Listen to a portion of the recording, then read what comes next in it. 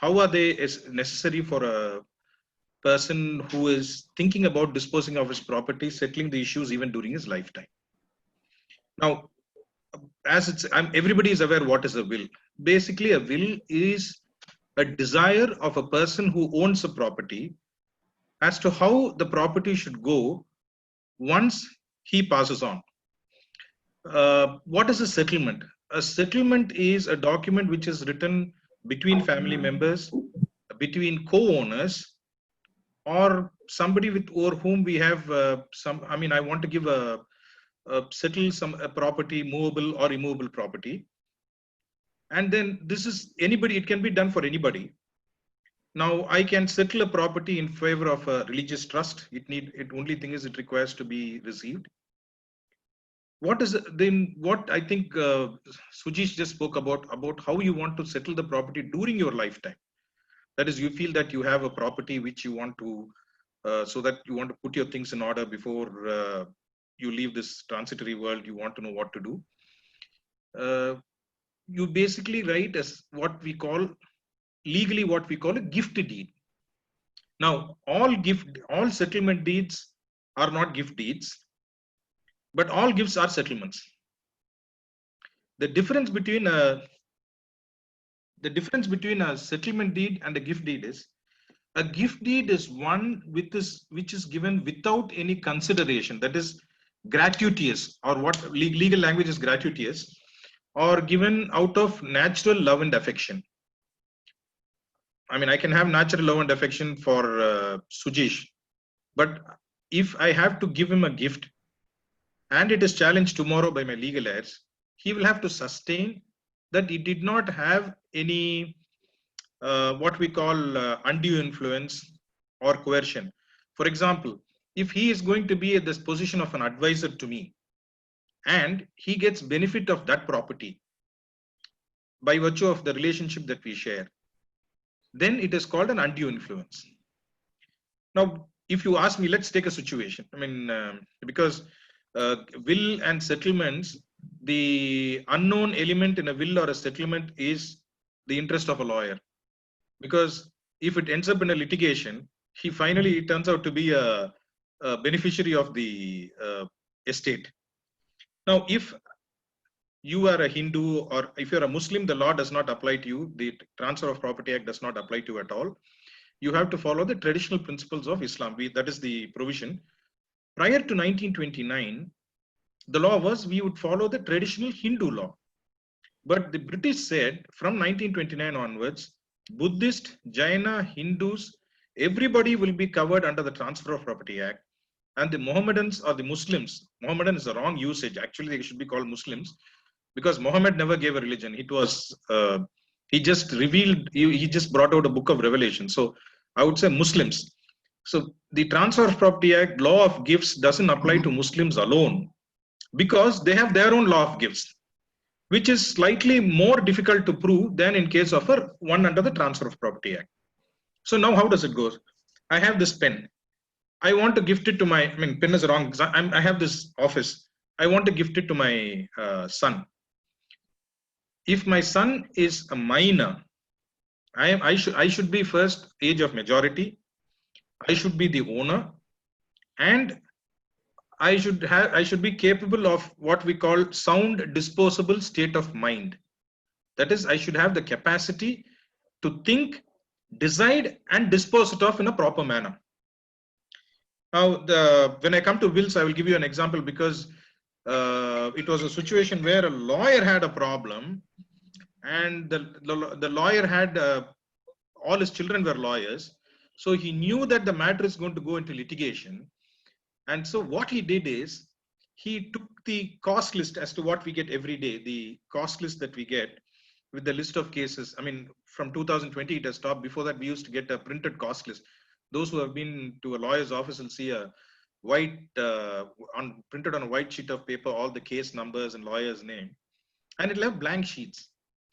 This very senior lawyer knew that his estate is going to go into litigation. So what he did, in order to prove sound disposable state of mind, he took the blank papers of the cost list where his name was printed, And on that he wrote by hand, he wrote the will. Now, if you write by hand, it shows one, you have applied your mind, and nobody is, I mean, if somebody is going to threaten you, you're not going to write with the same manner, same speed. It can be found out by handwriting experts. He wrote what we call holographic will. A will written by the person under his own hand is called a holographic will. He wrote the will on the back of a cost list. So and he died at a a ripe age of 96. So the issue before the court was the gentleman was 96. He had become cuckoo. He couldn't think. He couldn't get up and go to the toilet also without help. And he was staying with the son who was the beneficiary. And therefore, the argument was that the person didn't have a sound disposable state of mind. So the judge, Justice Jaisim Babu, he said, one of the finest judges India has ever had. So he said, produce the will. He produced the will, and he found that was written on cost list, and over the page he had marked the case which had been listed for that day. So he said this gentleman knew that he was having the matters in court that day. He has taken that paper and he has written his will by his hand, a holographic will. This shows that he had a sound disposable state of mind. Now, sound disposable state of mind is, as I said, if somebody is threatening you, that is called coercion. And then say Sujish is my advisor. He comes and says, boss, I've advised you so long. I mean, you have some gratitude to me. Write your property in my favor. That is trying to use the position of trust to get the property, which is undue influence. And then coercion. He points a revolver to my head and says, if you don't write this property to me, I'll shoot you. So fraud. He says, you write this property in my name. I mean, fraud can be fraud in law or fraud in fact. If it is going to be fraud in fact, for example, he says, boss, I will give you one property in Ambattur. You give your house in Anna Nagar. So trusting him, I write the property, and finally I find there is no property of his in Ambattur. So that is fraud in fact. So these are what we call circumstances where even if I have a disposable state of mind, that disposable state of mind has been deceived or has been so influenced that had I been in my normal state, I would not have written that aspect. Now, disposable state of mind is necessary for a settlement. It is necessary for a will. What makes the difference? While being alive, if I want to dispose of the property, I should deal with I have to write a settlement. Now, if I don't want to do it while I'm alive and I want to retain ownership till I'm dead, then I write a will. Whether a document is a will or a settlement itself is a big branch of litigation. But on most occasions, it is because of, I would say, a silly drafting error, where they will say this document will come into, the gentleman would have wanted to give all the properties during his lifetime. But towards the end of the document, you would have written, this document will come into force after my death. That one sentence changes the character of a document from a settlement to a will. He might have paid, he might have had it registered as a settlement deed. He might have paid court stamp duty as a settlement deed. He would have paid registration charges as a settlement deed. He would have gone through the entire process. But that one single sentence would have changed the entire character of the document. This is the acid test, if I can say, between a settlement and a will. A will comes into force after the death. A settlement is done during the lifetime. Now, who can give I was telling any person who is a major can write a settlement. He must be of a sound disposable state of mind. There must be no vitiating circumstances. And one more important thing is there. The person who is getting the settlement or gift must accept the document. Now, there have been instances where a settlement deed have been written saying, I gift property, my house in Anna Nagar to so and so, if he goes to Tirupati and performs a function every year. Now, the person who receives the document must be willing to do that particular task. So an option is given to the what we call donor and donee, or settler and settlee. In case it is with a condition, then the condition must not be onerous. So performance of a function is not onerous, but let us say, I say that he has to go for every new year and greet my sister in the US. Now that is an onerous condition. But once I accept the settlement deed with that condition, I cannot shirk the responsibility. So the second thing is the conditions are: one, sound person must be a major, sound disposable state of mind, no vitiating circumstances, and above all, the gift or settlement must be accepted by the settlor or the donee. Now, in a gift, we call the person who gives the document is called the donor. The person who receives the gift is called the donee. In case of settlement deed, if a person who writes a settlement is called the settlor, and the person who receives it is called the settlee. He or she is called the settlee. Now, let us come to the will. The same rules about the sound disposing state, etc., apply. The only difference is that the document comes into force after the death of the person. Now, once you decide to write a will or a settlement, there are two things again. There must be the document must be attested by two witnesses.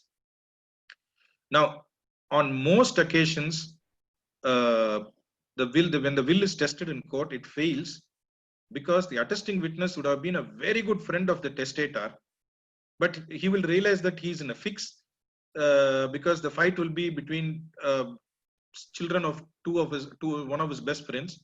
So he'll come to court. I swayed either by one side or the other. He'll come and say, yeah, it is my signature, but I did not see the testator signing the will. Now, what does it mean by attestation? Attestation means not just you sign the document and a couple of days later the witness comes and signs. That's not how it works. Attestation of a document means the person who signs the document must have seen the executant signing it or being signed at his direction. It is not necessary that every will or every settlement must be signed only by the person who's settling it. For example, if a person has some disease is unable to sign, he can always ask somebody else to sign, and it will be an endorsement will be made on the document saying this will or this settlement was signed on instructions of so and so. That also has to be proved, but it is not necessary that the same person has to be signed. They will say Kiral. If you the word which is used in Tamil for this is called Kiral. Kiral means thumb impression. So on a direction of a person, you can initial, etc. Coming back to where I was, the two attesting witnesses are to be trustworthy persons. They must see the testator signing the document, and the testator must see the two attesting witnesses affixing their signature to the document. Now, the same rules apply for the settlement deed also.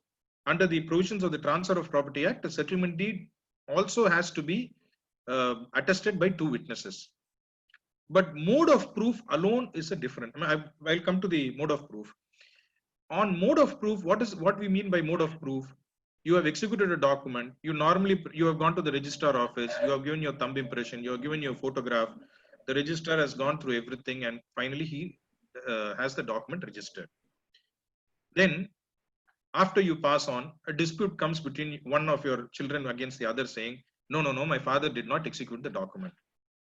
In case of a settlement deed, if the other side doesn't deny the document, there are two sides. One is the plaintiff, the other is the defendant. If the plaintiff projects a settlement deed and the settlement deed is not denied by the defendants, then the court will presume that the document has been executed. This is the test for a settlement deed.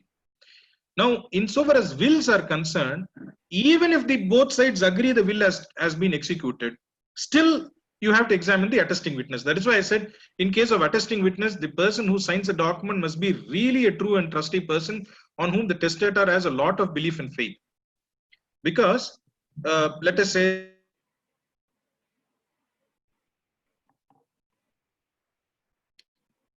and I agree that, yes, my father wrote the will and yes, it is true, and we go to court and say, we agree, grant me probate. The court will not grant a probate. The court will say, merely because both of you have agreed does not mean the court agrees to the document.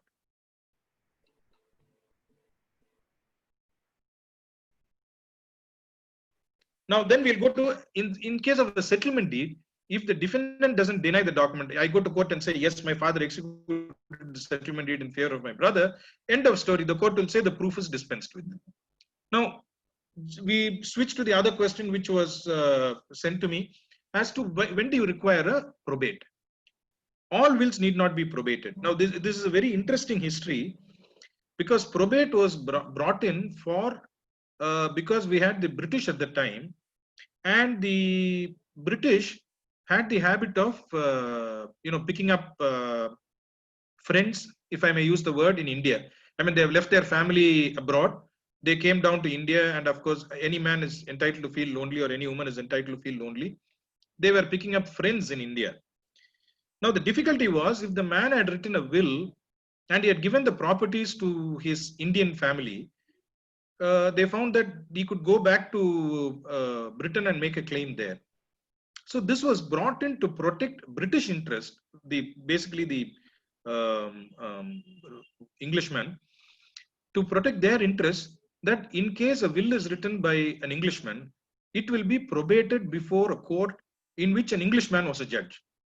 So that protection they had was, so if I'm going to make a claim that the so and so the white man wrote a will in my favor, it goes before a white judge. Obviously, he's going to say nonsense, nothing doing, and there was a possibility that he would reject it. That is why, if you see, probate is required if the will is executed inside the city of Madras.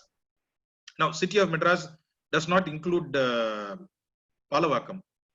It does not cross the borders of Thiruvanmiyur on one side, Bay of Bengal on the other. In fact, even I stay outside of Madras jurisdiction, because I fall under Villivakkam. Villivakkam is not within Madras jurisdiction. The territorial jurisdiction of the High Court is not the same as territorial jurisdiction of the High Court is not the same as the corporation jurisdiction. Now, today, Greater Madras includes up till Tambaram. But if you have a property in Tambaram and you write a will in Tambaram, you don't have to get a probate. If probate is only necessary under Section 57 of the Indian Succession Act, only if the will is written in Chennai, or the property is in Chennai, or both take place in Chennai. Either the testator must have written the will in Chennai, or if the testator is a person outside of Chennai, the will must relate to a property inside of Chennai, or both the events, that is the testator and the property, are in Chennai. And Chennai means territorial limits of the Madras High Court. So, say for example, you are staying in Palavakkam and you write a will, and the property is in Palavakkam. You don't necessarily require a probate. But what happened in 2001 was an amendment which was brought in for the purpose of Christians. The Parliament, in its infinite wisdom, said that now probate is not necessary for Christians, it is necessary only for Hindus. Muslims, either way, they can't will away more than 1/3 of their assets as per the Shariat Act, the Shariat Application of Muslims Personal Law Act of 1937. There's a legislation which says, insofar as Indian Muslims are concerned, only the Shariat will apply. India is one of the first countries which applied Shariat with respect to civil legislations even before Pakistan adopted it in 1984. That is the Ziaul Haq amendments, the Hudud amendments. As per the Shariat, if I am going to write a will in favor of a legal heir, I can't dispose of more than 1/3, and that 1/3 also will be valid only if I have the consent of the other legal heirs. Now, it makes absolutely no sense. A writ petition is pending before the High Court saying that when the Indian Succession Act came into force, it was brought for Christians. It never applied to Muslims. Now you have a situation where it is being applied only to Hindus and not to Christians or Muslims. Be that as it may, this is the concept of a probate. Now, would I advise a will or a settlement? I would advise neither. If you have no, I mean, if you don't have an arrangement or an alliance apart from your family, and you don't have children other than your official children, I mean, there's no legitimate or illegitimacy anymore. Either the children are born, I mean, Hindus, you're either having a legitimate one wife. I mean, Hindus are permitted to marry once. And of course, they can keep, I mean, it's the wrong word to use, it's misogynistic, but have, let's say, more than one wife, and you have more than one son. or more than one child, then I would say go in for a will or a settlement. If you are a normal person having only one wife, who has aspirations of a few more but not able to go for it, just don't do write a will. It doesn't make sense, because lot of money from the estate will be spent either in a will or in a probate. If you're going to settle in favor of your say your son, either way your son is a legal heir. So, under the Hindu Succession Act, your son is a legal heir, your wife is a legal heir, your daughter is a legal heir. And if you're unfortunate situation where your son or daughter has predeceased you, their children are legal heirs. Why would you want to contribute money to a lawyer to enrich him? I never understood this. People say, I want to write a settlement in favor of my wife and daughter. If you kick your bucket, your wife and daughter are your legal heirs. Why would you want to write a document for that? Now, if you write a document, what are you going to say? My wife and daughter will take equally. If your wife and daughter either way are going, by law, they are going to take equally. Why would you want to write a document? This is the first stuff for which you're going to pay a lawyer's fees. It is going to be drafted, and you have to search for 2 witnesses, go through the process of registration, which is about 25,000 rupees, and 1 person towards registration charges. And thereafter, approach the corporation authorities for the purpose of mutating the revenue records. Because proof of mutation of revenue records is the proof of the settlement deed as having come into force. Why go through all the headache? Because if you take legal heirship certificate, I mean, if I kick the bucket today, the legal heirship certificate is going to say my mom, my wife, and my daughter, I mean, my son and daughter are the legal heirs. And that document is sufficient for the purpose of mutating revenue records. Why do you want to execute that any document? Now, similarly, if you want to write a will, you will have to have it probated. I stay inside Chennai, or the property is in Chennai, or it is registered in Chennai. Now, if I'm going to have the probate done till 2016, you would have to pay 3% on the value of the property. And this was absolutely in the discretion of the district collector. He could say, you can value the property at 1 crore. He will say, no, I have tested the property. It is now 3 crores. So he'll end up paying 9 lakhs as court fees.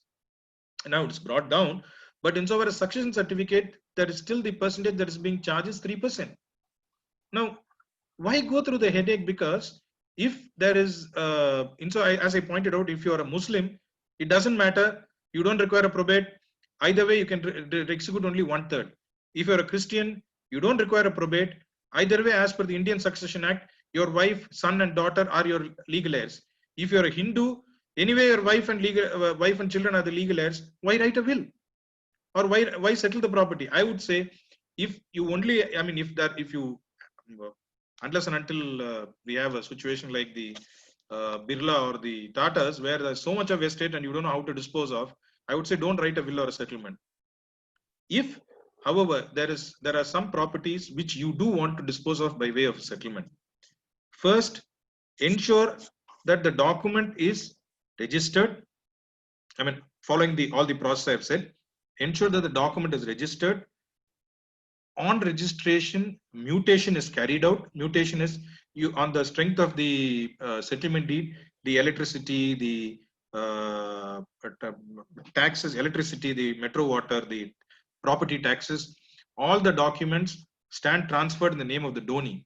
Otherwise, the problem will be, they will say that the settlement deed was not acted upon. Now, what not being acted upon is a total legalese, which I don't expect non-lawyers to understand, because you would say that I have written the document, I have given it to my wife, what more do I need to do? Now, if husband and wife are staying under one roof, it is deemed to have been accepted. Otherwise, you will have to prove that the person, say wife is working in Bangalore, you are in Chennai, they are not under the one roof, and you settle the property and you retain the original documents. That say your mother is a legal heir and there is a dispute between the mother-in-law and daughter-in-law, she can take a defense that the document was not acted upon. I mean, she wouldn't be taking the defense, obviously the lawyer will be. He'll say the document was written, but it never came into force. Coming into force means you will have to change all the revenue records in which it happens. And thereafter, in order to prove the acting upon, it is better to give some kind of documentation in favor of the donee, that during the lifetime itself, the person had brought the document into force. For example, say you are staying in a house where there is a tenant. You can ask on the settlement deed being executed, you can ask the tenant to start paying the rents to the donee, so that that proves that your ownership stopped with the date of execution of the document, and the ownership of the donee started, and the donee started collecting rents from the tenant. Some act to prove the settlement deed. Now, in case of Muslims, what we do is the a Muslim need not get the document registered. There can be an oral gift of immovable property, which no other person belong to any other non-Islamic persuasion can do. But a Muslim can give a gift by way of an unregistered document. He can even gift it orally. He can say, yes, take my Ananagar property. If he says that, normally what they do is, I say that I have given the gift today. Tomorrow they will execute a document, or I have to execute a document in favor of the donee, that yesterday I gave you an hiba, what they call hiba or a gift. I gave you a document yesterday, and in pursuance thereof, I confirm the oral hiba which I have given. Kindly receive the document. Handing over of the original documents itself amounts to bringing the document into force. Now, what are the drawbacks? The first drawback is, I forgot, one more. If you are a senior citizen, there are a lot of cases which we see off late, very unfortunate, where the parents settle the property in favor of the children, hoping that the child will take care of them after the settlement, but they are left in lurch. Now, if you are executing a document under such circumstances, and I hope nobody ever comes across such circumstances, but reality is there are quite a few cases we deal with.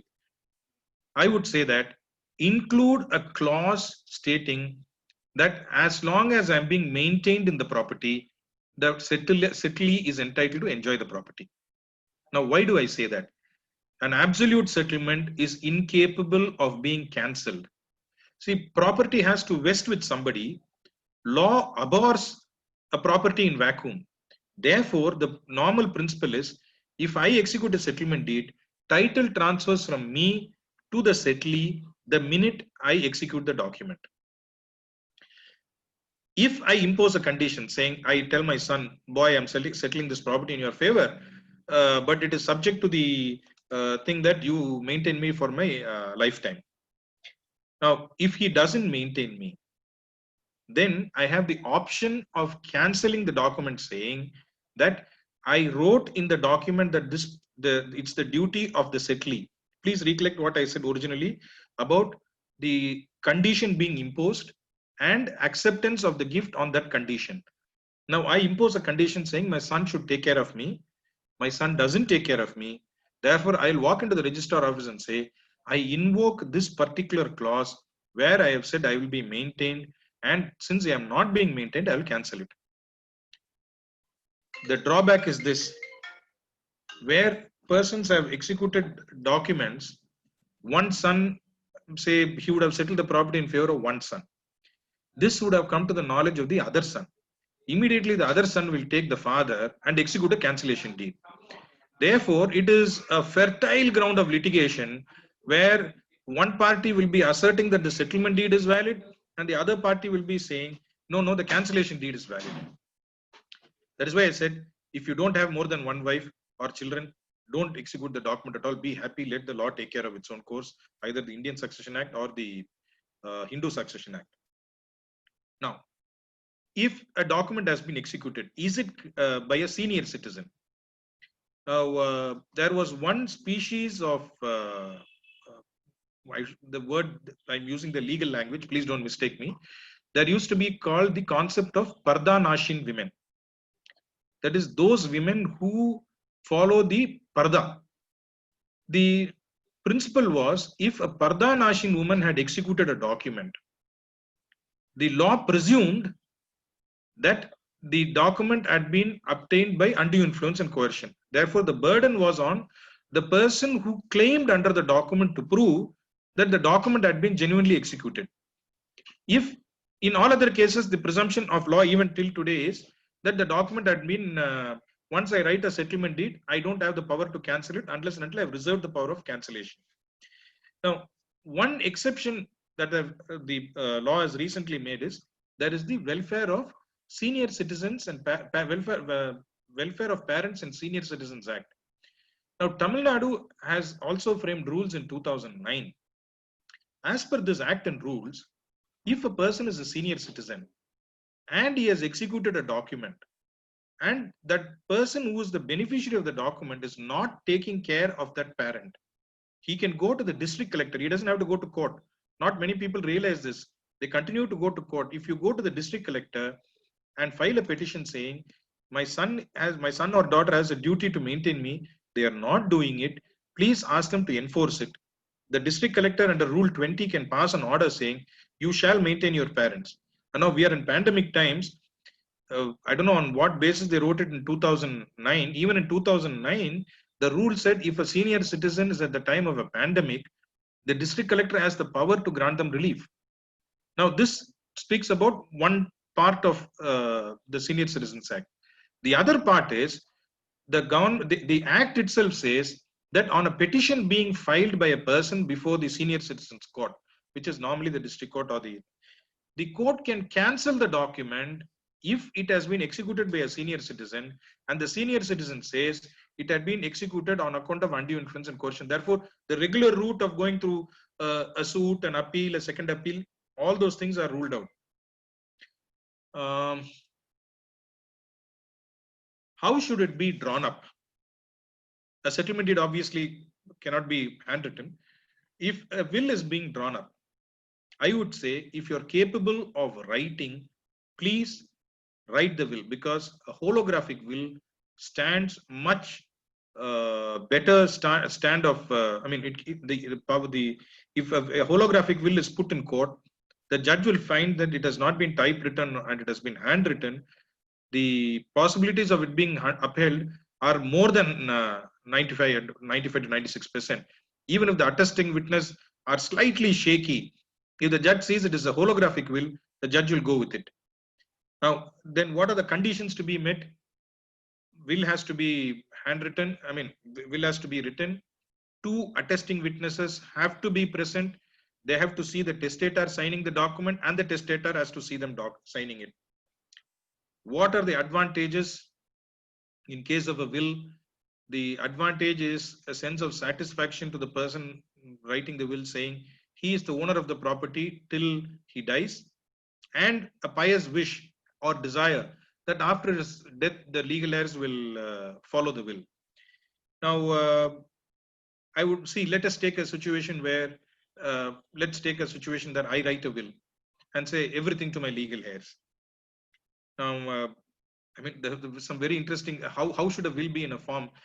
There has been an instance where a farmer fell off the tractor and the tractor went over him and he was bleeding. So he didn't have a pen or a paper. So the nearest thing that he found was a cow. So on the cow, he wrote, all to my wife. The cow was produced as a proof of the will having been executed. It was accepted by English court. And I don't expect a similar situation now. So what you do is, how do you execute? Do it on a paper, get it executed, get it registered. It's not going to cost you much. A will is going to cost you only about 100 rupees. And then you have the registration charges. That's all. The drawback is if you are residing in a notified area, that is within the area of Fort St. George, Fort William, or in towns of Bombay, Calcutta, Madras, you're going to put you're just thrusting litigation on your children. Or if there is probate is a very fine word. If you appoint an executor for the will, you can go for probate. Otherwise, the document will have, what the High Court will grant you is a letters of administration.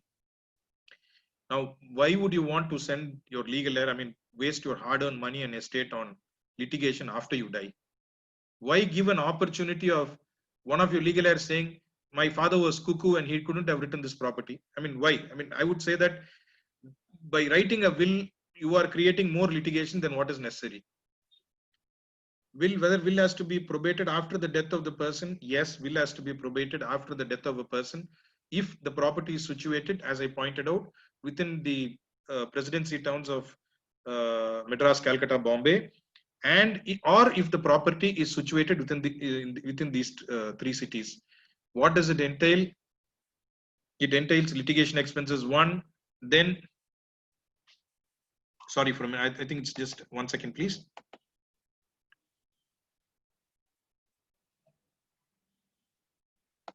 It entails one, you will have to file a petition before the High Court, because High Court is the only court which can grant a probate in the city of Madras or Bombay or Calcutta where the will is written.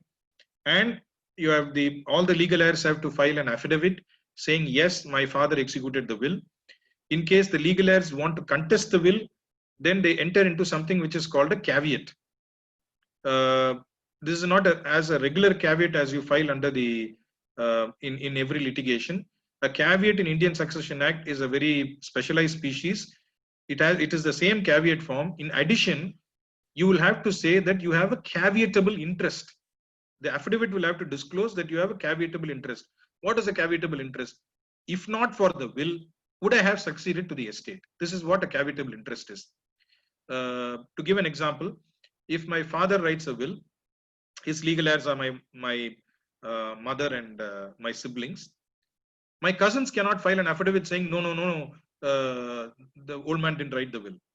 The person who files a caveat must show that he had an, if not for the will, he would have succeeded to the property.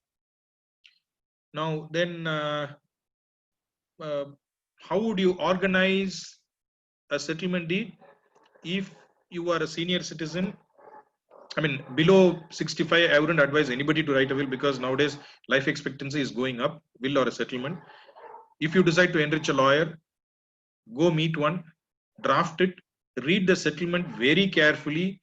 Please ensure that there are no words, even if a lawyer or a draftsman commits a mistake, which invariably, I mean, these words which I started off saying, this document will come into force after my death. This statement, please ensure it doesn't exist. And for your own sake, I would say, retain life interest as long as you're alive. Tell your sibling, tell your children or whoever is going to receive the document, as long as you are the owner today, but as long as I am alive, I will enjoy the property. Because once you give the absolute estate to the person, there are possibilities that you might be turned out of the very house in which you are residing or which you have settled.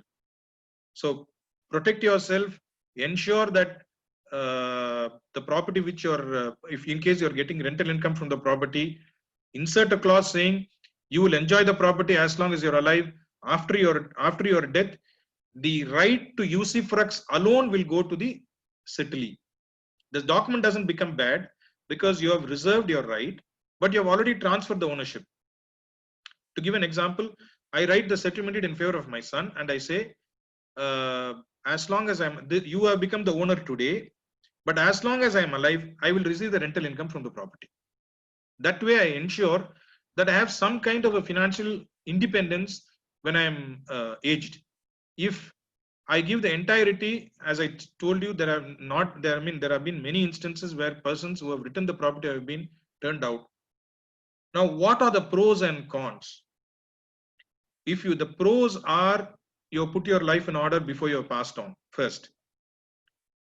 But are the cons more?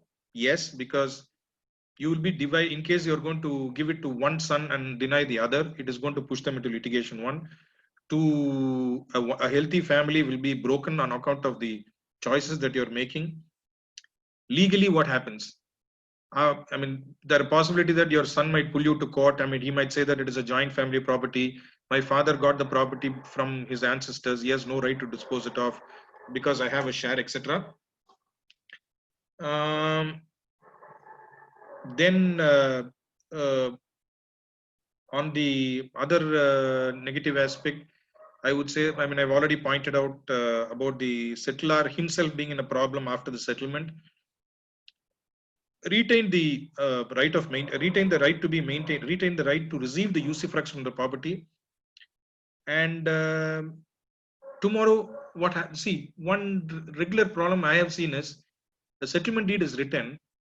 Thereafter, the settler is not able to raise money from the property, even if we see most of them write a settlement deed when they are post their when they are at least 65 or 70.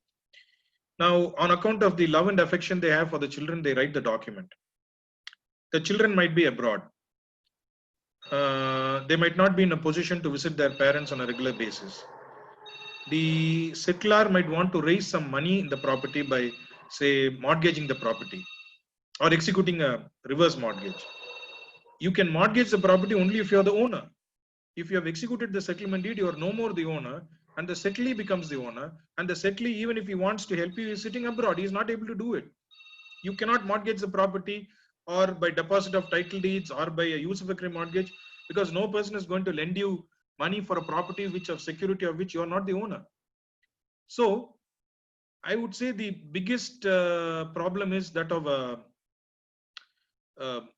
if you have to, don't write a settlement or a will.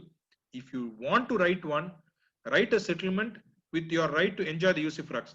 Why? Because one, you have a promised source of income, and another thing is, of late banks are giving loans on the rental income that you might get from the property.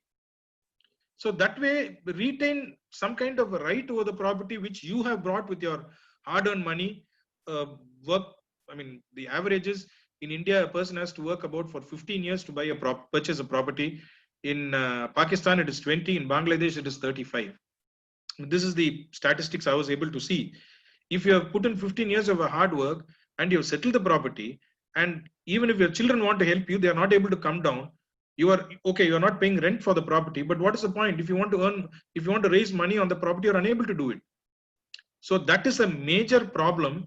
What I would say, pros, and on the con side, I would say that if you are going to write a settlement deed, remember you are not the owner after you have written it. You can claim that I am residing it as the owner, but legally you are not the owner. The settlee becomes the owner. Should one go for a will or a property settlement? I mean, it's like asking, do you want to cut your left hand or your right hand? I'm saying that don't do either. So because invariably it is going to push you to some aspects. Now, which is better, gift deed or a settlement deed? Gift deed is basically one without where you a document executed without a consideration. Therefore, all you have to, in case you're going to give it for your family, then it comes about 25,000. If it is a settlement deed, and if it is again a family, I mean, I said gift deed is one executed out of natural love and affection. Settlement deed can be of various forms. A settlement in favor of a temple or a settlement in favor of a church. So if you're going to look only at family, the option is a gift deed. There is no consideration other than love and affection and a pious hope and a fervent hope in God that the person who is in whose favor executing the document is worthy of the trust on the basis of which you have executed the document.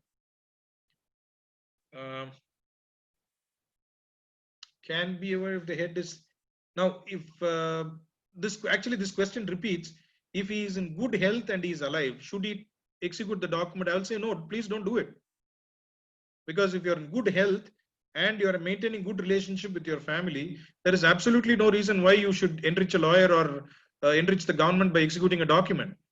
Even if you're the most happy person, you are absolutely no problems. One fine morning you'll suffer a heart attack and die. The Succession Act is there; it will take place. At best, the Tahsildar is going to come for an inquiry and decide who the legal heir is. So I would advise that do neither. If you have to write a document, write a settlement deed with the right to enjoy usufructs as long as you're alive, and a right, in case you don't want that, a clause to say the settlee will maintain you as long as you're alive, with a reservation clause saying you are entitled to cancel it in case you're not being maintained.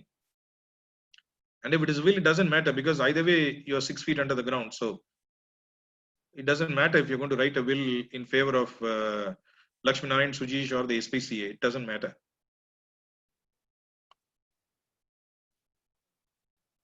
So any questions or clarifications? Yeah, we could go to the questions. Yes. Sorry? Sujeesh, Yeah, we could go to the questions. Sujesh, can I start? I have two Yeah, questions. sure. Sir. See, one is, let's say the witnesses are no more when the bill comes for probation. Correct. What happens? See, there is something called proving the document through the signature of the witnesses. Okay. So, for example, I write a will. Obviously, the will, I mean, it's a very funny instance. There was a judge of the Madras High Court. The normal rule is prove the document through the author of it. So if I write a letter to you, I should be examined to prove the document. Sujesh cannot say, I wrote the document if I am alive. This judge was dealing with a probate matter. And he said, it was being represented by two eminent senior counsels. And this judge, he could have kept his mouth shut. So he said, both of you have committed a crucial error. So they were wondering what happened. They said, you have examined the attestars, but you have not examined the most crucial person involved in the litigation, that is the testator. That the very learned judge didn't realize if the man had been alive, there is no question of the will coming into force. Now, if you have written a document and the attesting witnesses are dead, how do you prove it? You prove it by examining persons who are acquainted with the signature or handwriting of the person. Now, very recently, about a couple of, not just before COVID, there was a litigation which had been pending for so long that it had been, the will that I had to appear for to defend, who had been written by one of the constitutional makers, one of the members of the Constituent Assembly in 1949. He wrote the will and he died sometime in 1984. Matter went into litigation in 1990. Litigation even before I was a lawyer. Thereafter, the matter went for trial. To my anguish, I found that obviously the testator was dead. Both the attesting witnesses were dead. So what is the solution? Exactly the question that you asked. The solution is you examine persons who are acquainted with the signature of the attesting witnesses. To give an example, the attesting witness might be dead. I am your attesting witness. I kick the bucket when the matter comes up for trial. You can call my son and examine him and say, is this your father's signature? Or you can call any of my colleagues or my clerk or my senior or anybody and say, is this the signature of Lakshmi Narayan? That is how you prove not only the testator signature, but also prove the signature of the attesting witnesses. That is by examining a person who is acquainted with the signature of the attesting witness. Okay. Thank you, sir. Thank you for the clarification. I have one more question. Yeah. See, there is this famous case of chartered accountant Lodha, who was the auditor for Birlas and the Mangalam Cement. I'm aware of the Birla was Lodha litigation. Yeah. So then there was definitely undue influence by him on the widow of Birla, and she has written off everything in his name. But finally, in the court of law, it was awarded in his favor. Why it happened? They could have proved it. No, I see exactly. Now, if you remember the Birla versus Lodha litigation, both were. They didn't have any children. So she had written it in it was a complex structure where the property did not go to the auditor directly. It went into trust, of which he had controlling interest. So it came to a question of caveatable interest. The matter went up till the Supreme Court. And I could tell you one lacuna in that litigation. I'll finish this and then tell you. The person who challenged the will didn't have the caveatable interest. Okay. So the person who should have challenged it did not challenge it. One. Second, the major lacuna which was not in that particular case was there is something called joint wills or mutual wills. That is, my wife and I can write a will stating how we want to dispose of the property. Now, once in mutual wills, if it is written joint or mutual wills, it is written, once one of the parties dies, See, normally I retain a right to cancel. I can write a will in the morning, cancel it in the evening, write another will the next day, because that it is the court enforces what is called the last will and testament. But if you see the Birla versus Lodha case, it was a joint will written by the husband and wife. Now that will was cancelled by Mrs. Birla. The one point which the Supreme Court didn't answer, maybe it will answer on appeal when the final suit comes up, because Birla versus Lodha went to the Supreme Court only on caveatable interest. The suit is still pending before the Calcutta High Court. The issue is Mr. Lodha predeceased the lady. Once she predeceased the lady, whether the lady could have cancelled the will which had been jointly written by herself and her husband. That issue has not gone into by the Supreme Court, because Succession Act is very clear. A testator can cancel his will at any time. But if it is a joint will and one person dies, the other person cannot cancel it. Okay. There is one lecture which the Supreme Court did not look into. Maybe they look into at a later stage. Thank you, sir. I have a question which says, which is release deed before the lifetime can be executed. Now, release deed does not, release deed means, for example, my wife and I buy a property together. I can release the document in her favor. I can release my right in her favor, which means for execution of a release deed, the other person whose favor the what we call releasee and releaser must already be co-owners of the property. Like my brother and I have a property, I can release the property in his favor. That is, I release my right to him. But I cannot release my right in favor of Sujesh because he's not a co-owner. So to execute a release deed, the person in whose favor I'm releasing must be a co-owner. Can one include settlement deed for loyal employee? Family settlement you cannot, because employees are not treated as family within the meaning of Indian Stamp Act. Therefore, the stamp duty will be really high in case it is going to be a non-family member. The articles of the Indian Stamp Act are very clear as to who constitute a family.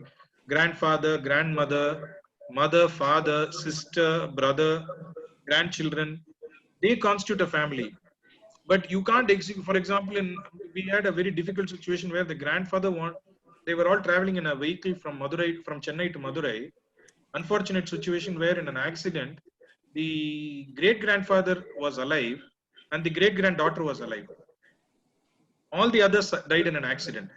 He executed a document, and the sub-register, and validly so, he said, you are not a part of the family. Therefore, I will not permit you to pay 25,000 rupees. I mean, that time it was 5,000. I will not permit you to pay 5,000 as stamp duty. You will have to pay the entire value of the property. I think it came to about 6% then. Now, can you write it in a will? Yes, you can include some kind of benefit to the bequest to the loyal servants. But yet again, it depends whether if the legal heirs are going to contest. I doubt it very much if the employee will be in a position to put up a fight, because though the employee will have to go for a probate, he or she will have to do it. In case you want to give it in your alignment. That will be my advice. But yes, is it possible to execute a document? Yes, it is possible. Thank you. This probate proceedings, are they very time consuming? If it is uncontested, it can be finished within a period of 4 to 6 months. Because what happens is, let me say how a probate is done.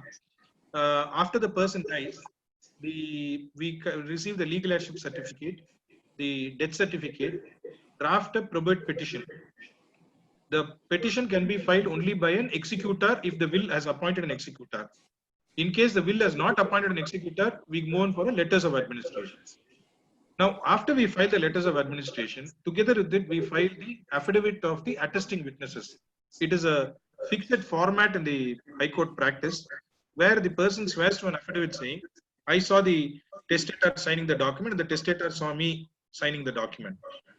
Then, if we list out all the legal heirs given in the legal heirship certificate, if it is an executor is a stranger, it will be the wife, children of the deceased. If they are not going to contest the will, we file something what is called consent affidavits. The legal heirs will file the respondents will file a consent affidavit saying that yes, my father executed this document. Please go ahead and grant probate. Then the High Court will have to examine the attesting witnesses. It is posted before the court, and the probate is granted. In case of letters of administration, similar procedure is followed. The problem will come if one of the legal heirs says, no, this document was not executed by my father or the testator, and files a caveat with a consent affidavit, with a refusing consent. Then what happens? The probate OP, as we call original petition, gets converted into a testamentary original suit, and TOS can, it depends on the judge before whom the matter is concerned. The fastest TOS I have completed is within 1.5 years. The longest probate was started when my father, even before my brother became a lawyer, sometime in 1982, and it was completed in 2013. So, it wasn't a vast amount of property. It wasn't a vast amount of property. It was just one house. It was actually half a bedroom. The father had written a will saying the eastern side will go to my elder brother, the elder son, western side will go to one son. This, I don't know, the brothers just couldn't see eye to eye. They felt that their position should have been reversed. They were from western districts near Coimbatore, and it was damn petty because it was just one bedroom over which they were fighting for nearly about 18 years.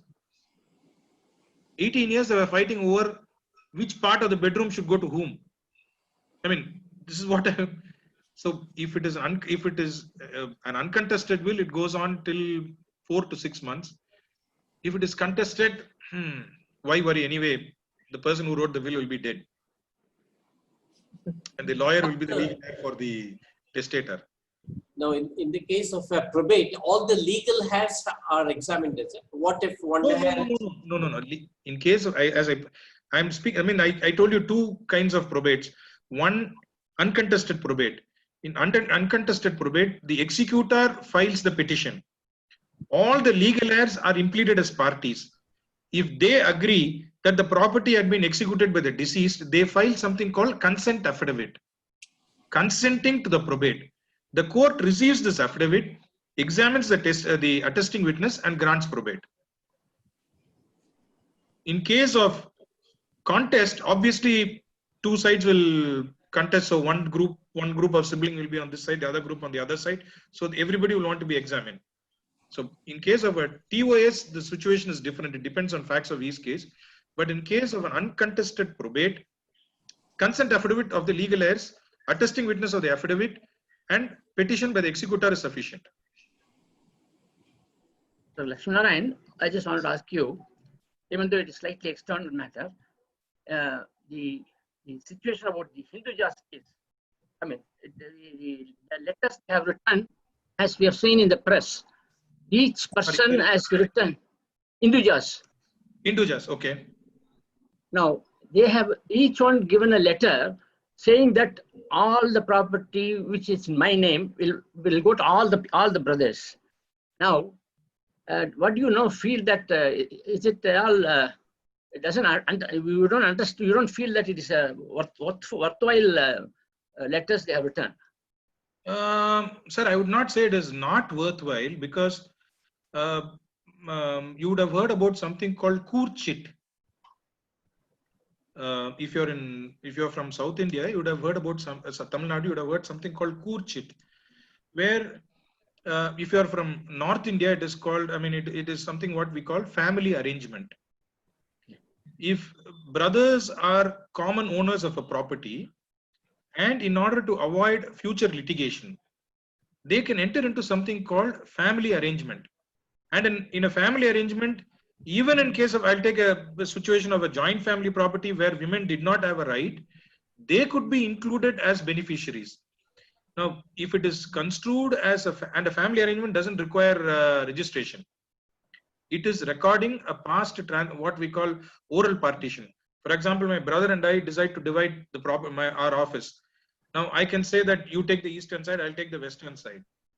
Tomorrow, the next day, that is not on the same day, if I write a document saying you and I have divided the property for the purpose of avoiding litigation and for the benefit of the family, that you will take the eastern side and I will take the western side. We shall enjoy it like this hereafter. This is called a deed of family arrangement, and it doesn't require a registration. So whether it is a family arrangement or not, that has also kept lawyers very happy for down the generations. Okay.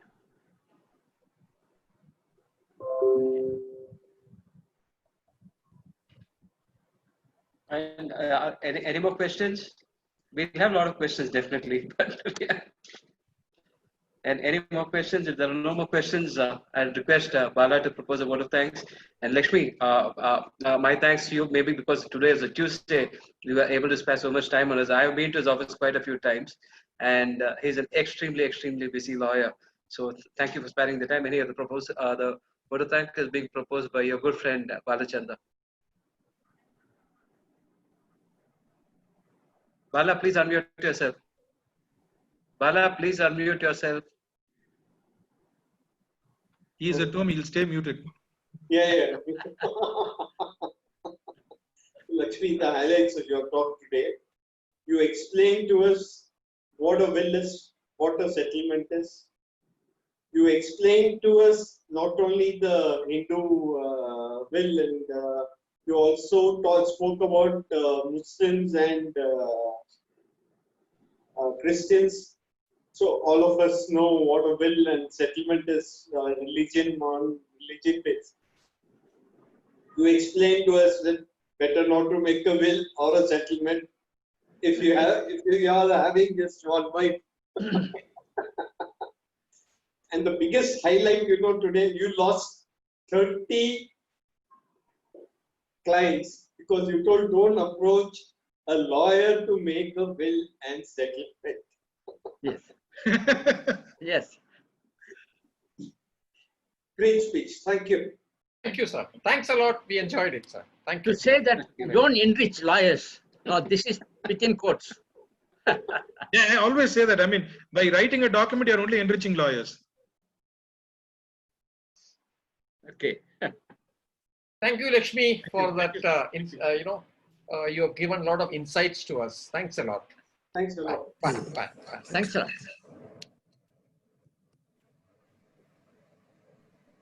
Thank you, Lakshmi. Thank you, sir. Thank you.